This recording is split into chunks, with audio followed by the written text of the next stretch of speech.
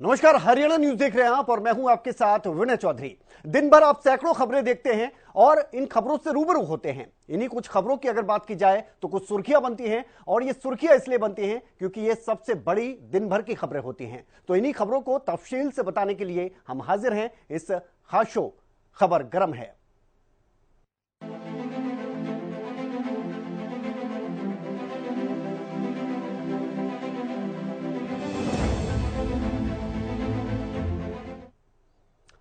तो अंतरिक्ष की ओर इसरो की तरफ से एक और बड़ा कदम उठाया गया है, यानी भारत लगातार अंतरिक्ष के नजरिए से देखा जाए तो आगे बढ़ रहा है। क्या है यह बड़ा कदम, इस रिपोर्ट के जरिए देखिए।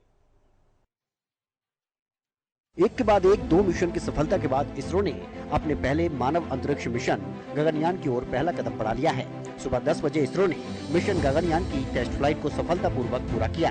हालांकि इस टेस्ट फ्लाइट को दूसरे प्रयास में भेजा गया क्योंकि पहले से निर्धारित लॉन्च को 5 सेकंड पहले रोक दिया गया था। भारतीय अंतरिक्ष अनुसंधान संगठन के अध्यक्ष एस सोमनाथ ने लॉन्च के बाद कहा कि मुझे TVD-1 की सफल उपलब्धि की घोषणा करते हुए खुशी हो रही है। I'm very happy to announce the successful accomplishment of the TVD-1 mission.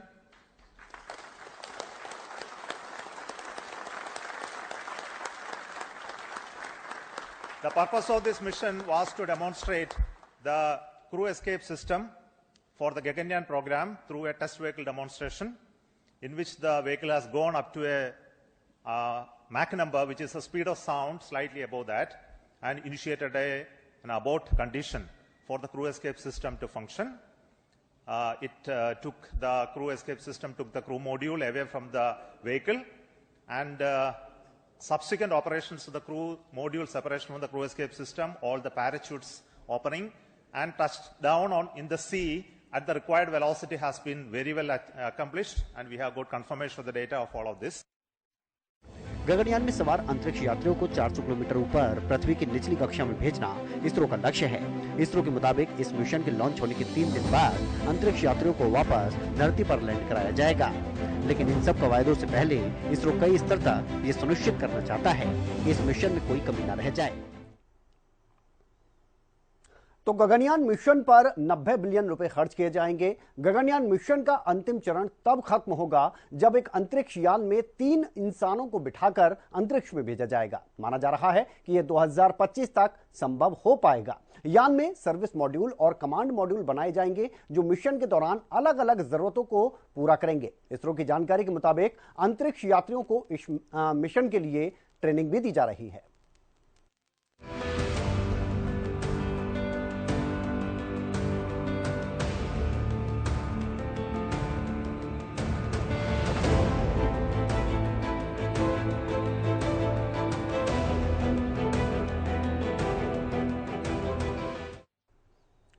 और इजराइल और हमास की अगर बात करें तो लगातार जंग चल रही है, लेकिन इस जंग का जो असर है वो पूरी दुनिया पर देखने को मिल रहा है। और खासतौर पर व्यापार की आप बात कर लीजिए या फिर आप तेल के दामों की बात कर लीजिए।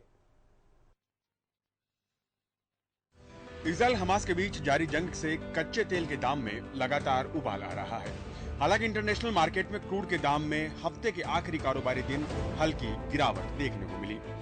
WTI क्रूड 0.08% की गिरावट के साथ $88.29 प्रति बैरल पर कारोबार कर रहा है। लेकिन इस बीच देश में पेट्रोल डीजल की कीमतें स्थिर बनी हुई हैं। भारत में हर सुबह 6 बजे ईंधन के दामों में संशोधन किया जाता है। जून 2017 से पहले कीमतों में संशोधन हर 15 दिन के बाद किया जाता था। चारों महानगरों में पेट्रोल डीजल के दाम, दिल्ली में पेट्रोल 96.72 रुपए और डीजल 89.62 रुपए प्रति लीटर। मुंबई में पेट्रोल 111.35 रुपए और डीजल 97.28 रुपए प्रति लीटर। कोलकाता में पेट्रोल 106.03 रुपए और डीजल 92.76 रुपए प्रति लीटर। चेन्नई में पेट्रोल 102.63 रुपए और डीजल 94.24 रुपए प्रति लीटर। गुरुग्राम में आज पेट्रोल की कीमत 97.18 रुपए प्रति। तो हर दिन पेट्रोल और डीजल की कीमतों में बदलाव होता है और नए रेट जारी किए जाते हैं। पेट्रोल और डीजल के दाम में excise duty, dealer commission, VAT और अन्य चीजें जोड़ने के बाद इसकी कीमत मूल भाव से लगभग दोगुना हो जाती है। और यही कारण है कि पेट्रोल डीजल हमें इतना ज्यादा महंगा खरीदना पड़ता है।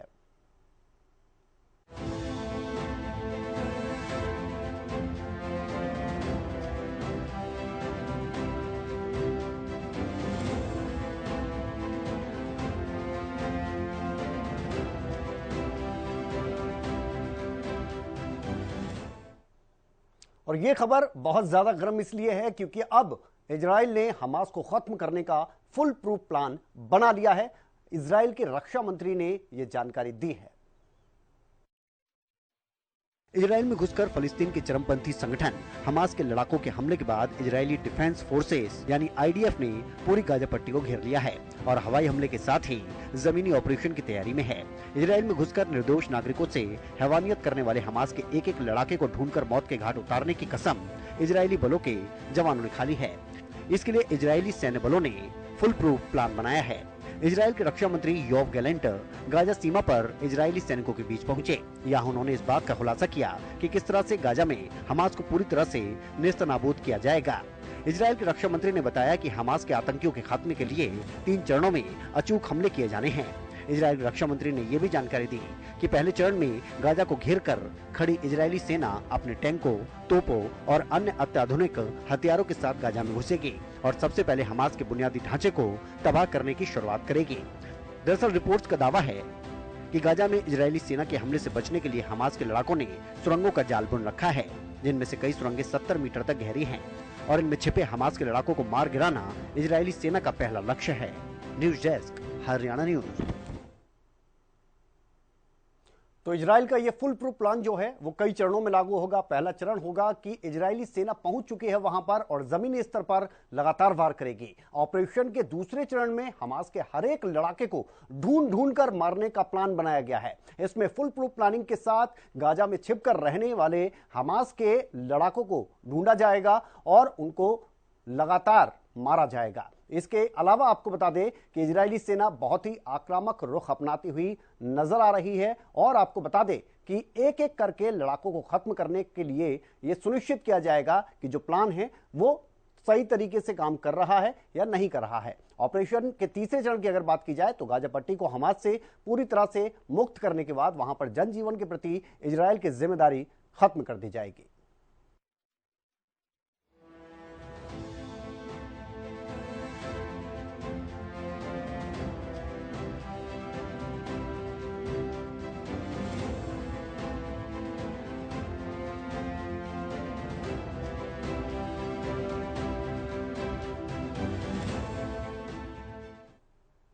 तो इस युद्ध की तपिश पूरी दुनिया में देखने को मिल रही है। पूरी दुनिया में कहीं ना कहीं किसी ना किसी वजह से असर देखने को मिल रहा है। वहीं भारत की अगर बात करें तो भारत में भी इस मसले को लेकर सियासत गरमाई हुई है। इजराइल हमास जंग का असर पूरी दुनिया पर देखा जा रहा है। इसे लेकर दुनिया 2 भागों में बढ़ती नजर आ रही है।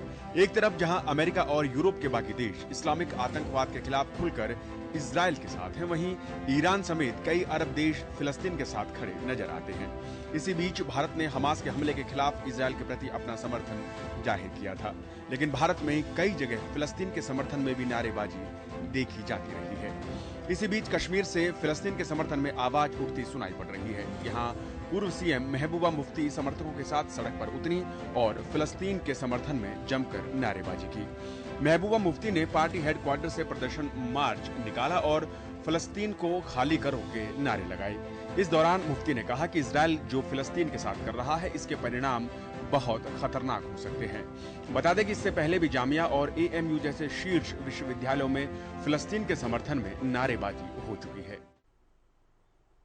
तो भारत की अगर बात की जाए तो इजराइल हमास युद्ध को लेकर लोग 2 धड़ों में बटे हुए नजर आ रहे हैं। दक्षिणपंथी विचारधारा के लोग जहां इस जंग में इजराइल के प्रति सहानुभूति दिखा रहे हैं, तो वहीं वामपंथी और तथाकथित सेकुलर धड़ा फिलिस्तीन के समर्थन में नजर आ रहा है। मुफ्ती के इस मार्च को तुष्टीकरण की राजनीति के चश्मे से भी देखा जा रहा है।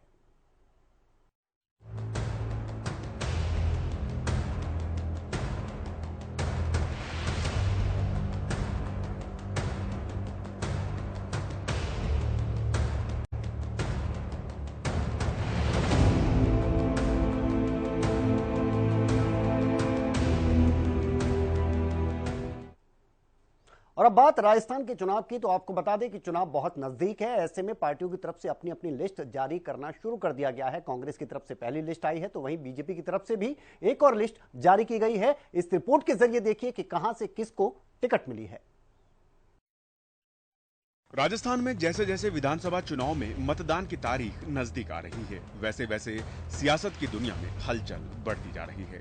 इसी बीच लंबे इंतजार और मंथन के बाद जहां बीजेपी ने उम्मीदवारों की अपनी दूसरी सूची जारी कर दी है, वहीं कांग्रेस ने भी अपनी पहली सूची रिलीज कर दी है। बीजेपी की इस दूसरी सूची में 83 लोगों के नाम हैं। पूर्व मुख्यमंत्री वसुंधरा राजे झालरापाटन से चुनाव लड़ेंगी, वहीं सतीश पूनिया आमेर से, राजेंद्र राठौड़ तारानगर और ज्योति मिर्धा नागौर से चुनाव मैदान में उतरेंगी। वहीं अगर बात करें कांग्रेस की, तो विधानसभा चुनाव के लिए पार्टी ने 33 उम्मीदवारों की पहली सूची जारी कर दी है। सीएम अशोक गहलोत सदरपुरा से, सचिन पायलट टोंक से, तो वहीं सीपी जोशी नाथद्वारा से और गोविंद सिंह डोटासरा लक्ष्मणगढ़ से चुनावी मैदान। तो कांग्रेस की अगर बात करें, लंबे मंथन और चर्चा के बाद आखिरकार सूची जारी की गई है। इसके बाद जयपुर से लेकर दिल्ली तक हलचल बढ़ गई। जिनके नाम सूची में हैं, वो जहां चुनाव की तैयारियों में जुट गए हैं, वहीं कुछ ऐसे लोग भी हैं जो नाम नहीं होने की वजह से निराश भी हैं, नाराज भी हैं। पार्टियों को ऐसे नेताओं के बगावती सुर का भी सामना करना पड़ सकता है।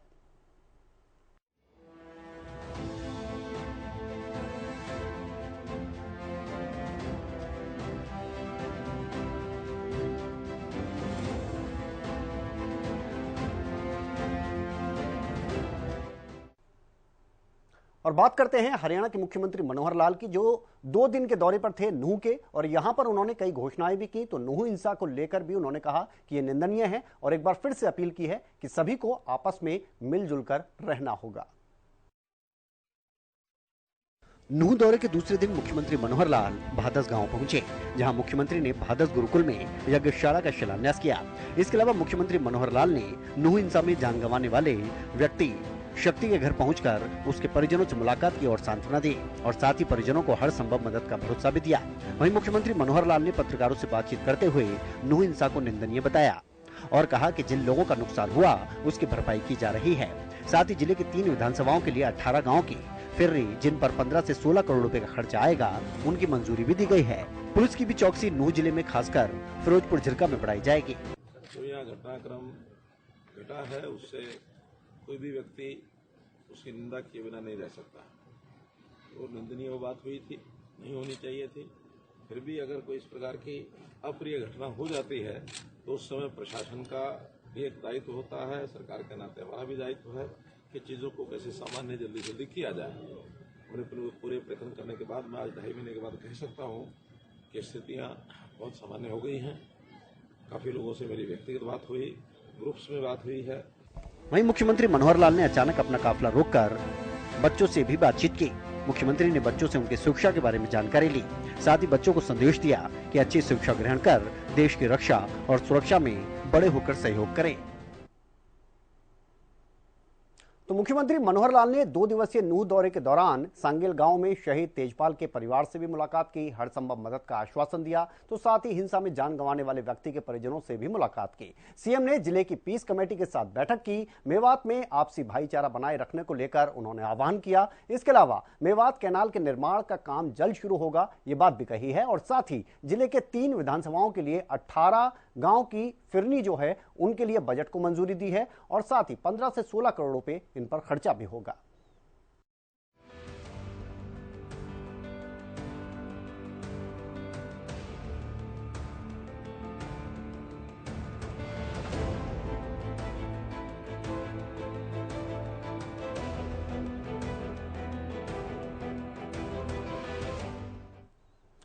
और सम्राट मिहिर भोज की अगर बात करें तो इन्हें लेकर एक विवाद चल रहा है, और इस विवाद के खात्मे के लिए हरियाणा सरकार की तरफ से एक बहुत बड़ा फैसला लिया गया है। एक कमेटी का गठन किया गया है जो कि ऐतिहासिक तथ्यों की पड़ताल करेगी।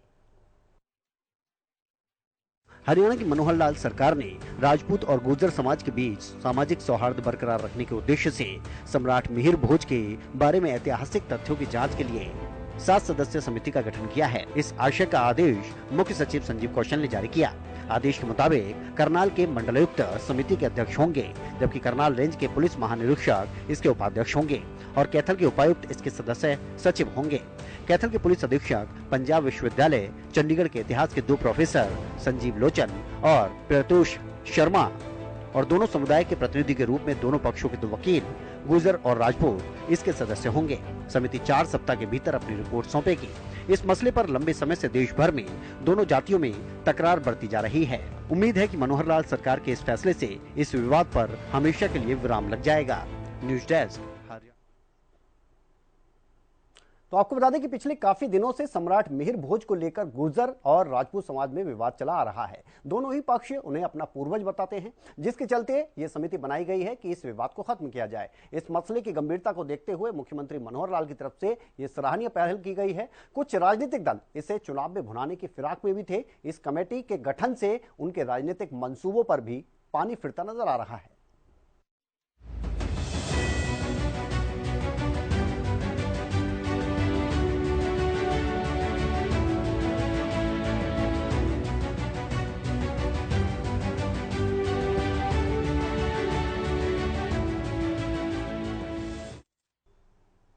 और अब बात करते हैं गोहाना की, जहां पर किसान परेशान है। परेशानी की वजह है कि उनको पर्याप्त मात्रा में खाद नहीं मिल पा रही। गेहूं की बिजाई के दौरान किसानों को डीएपी खाद की किल्लत का सामना करना पड़ रहा है। गोहाना की नई अनाज मंडी में स्थित सरकारी खाद्य वितरण केंद्र के बाहर किसान डीएपी खाद लेने के लिए लंबी लंबी लाइनों में खड़े नजर आए। किसानों का आरोप है कि घंटों इंतजार के बाद भी उन्हें पर्याप्त मात्रा में डीएपी खाद नहीं मिल पा रही। कई बार खरीद केंद्रों के चक्कर लगाने के बाद नंबर आता है, जिसके बाद भी पर्याप्त मात्रा में उन्हें डीएपी खाद नहीं मिल रहा। क्या जी खाद की बहुत बड़ी समस्या हो रही है। आदमी बैठा तड़ गए लाइन में सब जाने के बैठा बरसाने नहीं चले जाओ, कल से बाहर भी नहीं उल्टे चले गए, बोला तड़के न मिलेगा। तड़के से जाएगा खड़े होते, एक पर्ची काटने वाला एक बांधने वाला है। और गोहाना इतनी बड़ी तहसील है, में एक दुकान पर कुकर काम चल है। डीएपी की खाद की समस्या हो रही है जी बहुत भारी। डीएपी खाद लेने के लिए आए किसानों ने बताया कि वो सुबह जल्दी ही वितरण केंद्र के बाहर इकट्ठा हो गए थे, लेकिन किसानों को पर्याप्त मात्रा में खाद नहीं दी गई और खाद न मिलने की वजह से किसानों को बार बार खरीद केंद्रों के चक्कर लगाने पड़ रहे हैं। किसानों की माने तो इस समय उनको खाद की जरूरत है, लेकिन वितरण केंद्र में डीएपी खाद की कमी है। News desk, Haryana news. तो गोहाना और उसके आसपास के क्षेत्र में धान की कटाई का काम चल रहा है। धान की कटाई होने के बाद किसान गेहूं की बिजाई की तैयारियों में लग जाते हैं। गेहूं की बिजाई का कार्य नवंबर महीने में शुरू होता है और गोहाना की नई अनाज मंडी में किसानों के लिए सरकारी खाद और बीज वितरण केंद्र बनाया गया है, लेकिन किसान यहां पर परेशान हैं क्योंकि उनको यहां पर पर्याप्त मात्रा में खाद नहीं मिल पा रहा।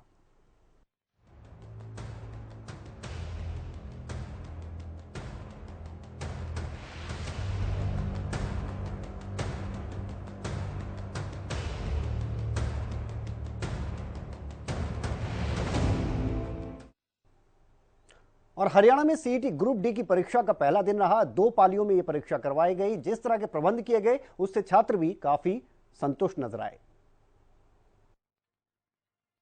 हरियाणा में सामान्य पात्रता परीक्षा आयोजित करवाई गई। परीक्षा 2 चरणों में हुई। हरियाणा कर्मचारी चयन आयोग की तरफ से परीक्षा केंद्रों में सीसीटीवी और जैमर लगाए गए। वहीं अभ्यर्थियों के लिए मुफ्त यात्रा की सुविधा दी गई।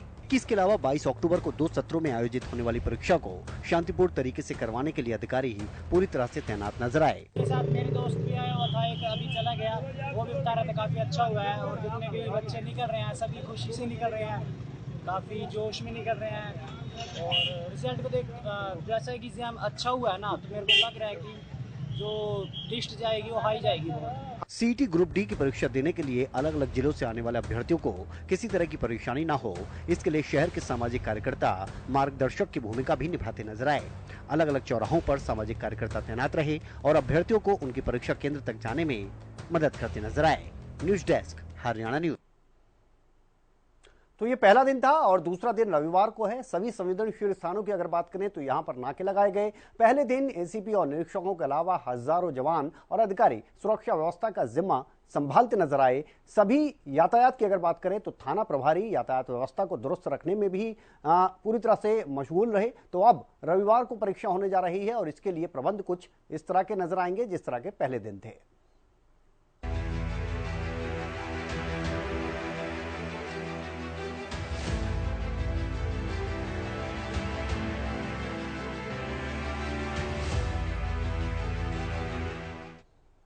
बात पाकिस्तान की करते हैं क्योंकि यहां की सियासत में एक बार फिर से उबाल देखने को मिल रहा है और यह उबाल आया क्यों है, इस रिपोर्ट के जरिए देखिए।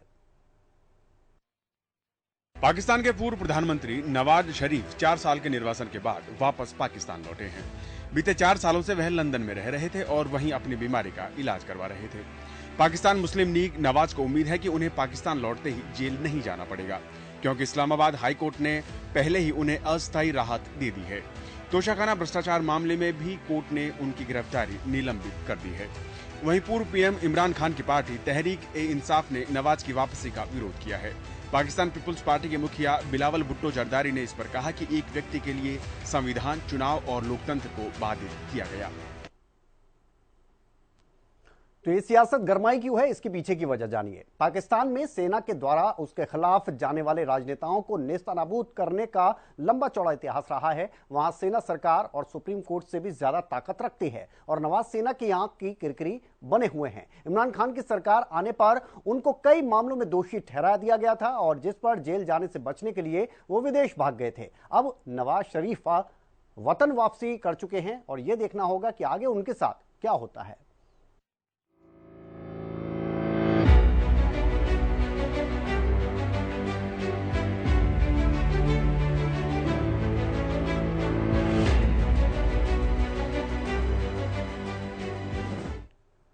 बात करते हैं क्रिकेट के महाकुंभ की। तो भारतीय टीम लगातार अपना विजयी अभियान आगे बढ़ा रही है और उसका मुकाबला होने जा रहा है न्यूजीलैंड के साथ। न्यूजीलैंड भी बेहतरीन खेल रही है, लगातार 4 मैच उसने भी जीते हैं। लेकिन उससे पहले भारतीय टीम के लिए भी एक बुरी खबर सामने आई है। भारतीय क्रिकेट टीम के ऑलराउंडर हार्दिक पांड्या चोटिल हो गए हैं। वो पुणे में बांग्लादेश के खिलाफ खेले गए मैच के दौरान चोटिल हुए। भारतीय क्रिकेट कंट्रोल बोर्ड ने पांड्या की मेडिकल रिपोर्ट जारी की। बीसीसीआई ने बताया कि हार्दिक भारत के लिए न्यूजीलैंड के खिलाफ धर्मशाला में होने वाले मैच में नहीं खेल पाएंगे। पांड्या विश्व कप 2023 के दौरान चोटिल हुए हैं, जो कि भारत के लिए एक बड़ा झटका है। बीसीसीआई ने पांड्या को लेकर अपनी वेबसाइट के जरिए जानकारी दी।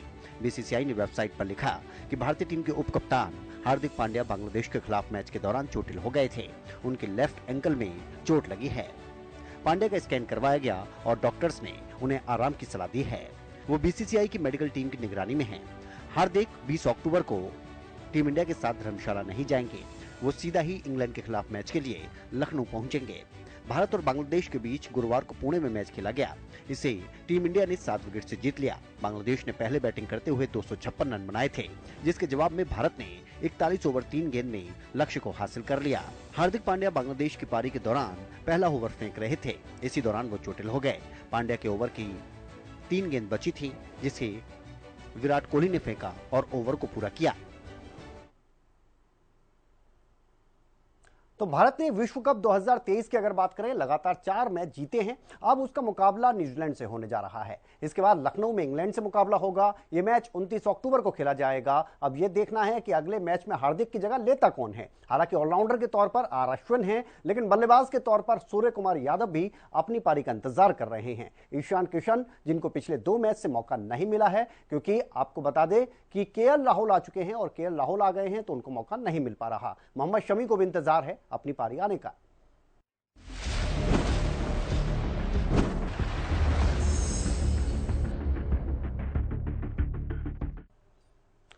तो ये वो तमाम खबरें रही जो दिन भर की सुर्खियां बनी और इन्हीं सुर्खियों पर हमने डिटेल में नजर डाली। फिलहाल इस खास प्रोग्राम में इतना ही। आप बने रहिए हरियाणा न्यूज के साथ। नमस्कार।